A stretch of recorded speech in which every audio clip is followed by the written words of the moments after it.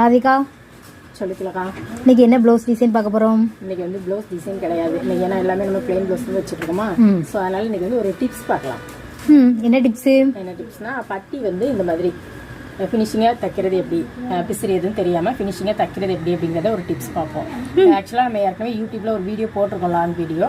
இருந்தாலும் அதை பார்க்காதவங்களுக்காக இந்த ஒரு ஷார்ட் வீடியோ நம்ம நெக்ஸ்ட் போட போகிறோம். ஓகே, போடலாமா? ஓகே, ஃபர்ஸ்ட் வந்து இந்த மாதிரி நம்ம டாட் பிடிச்சி வச்சுக்கோம். பட்டிக்கு வந்து நம்ம பீஸ் ரெடி பண்ணி வச்சுருக்கோம் இல்லையா, லைனிங் போட்டு அதை வந்து இந்த மாதிரி ரெண்டாக செப்பரேட்டாக பிரித்து இந்த மாதிரி ஒரு நைஸான துணி அப்படின்னா இந்த மாதிரி ஒரு தையல் போட்டுக்கோங்க. காட்டன் பீஸ்னால் போட வேண்டாம், அல்லது ஒரு தையல் போட்டு வச்சு புதுசாக தைக்கிறவங்க ஒரு தையல் போட்டு வச்சுட்டு நார்மலாக நம்ம ஸ்டிச் பண்ணுறோம்னா இந்த மாதிரி வச்சுக்கணும். இப்படி சேர்த்து வச்சு பண்ணோம் இல்லையா, அப்படி சேர்த்து வைக்காமல் ரெண்டாக இந்த மாதிரி பிரித்து வச்சு ஸ்டிச்சிங் போட போகிறோம். இப்போ நார்மலாக நம்ம பட்டி ஜாயின் பண்ணோம் இல்லையா, அதே மாதிரி தான் இந்த டாட்டை வந்து மடித்து இப்படி பேக் பார்த்து வச்சுக்கணும். ரொம்ப இழுக்காமல் நைஸாக கொடுத்து கொண்டு வந்துச்சு.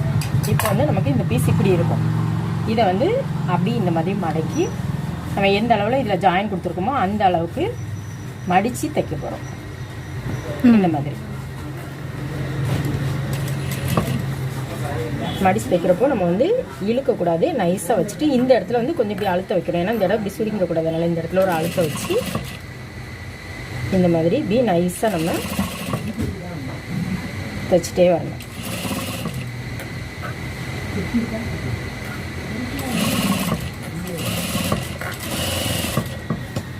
அப்புறம் ரிவர்ஸில் இன்னொரு தையல், ஒரு 1/4 இன்ச் கேப்பில் இன்னொரு தையல். இந்த மாதிரி தையல் போட்டோன்னா நமக்கு உள்ள துணி எவ்வளோ நாள் ஆனாலும் பிரிஞ்சு வரவே வராது. ரொம்ப ஸ்டிஃபாக இருக்கும் அண்ட் நீட்டாகவும் இருக்கும்.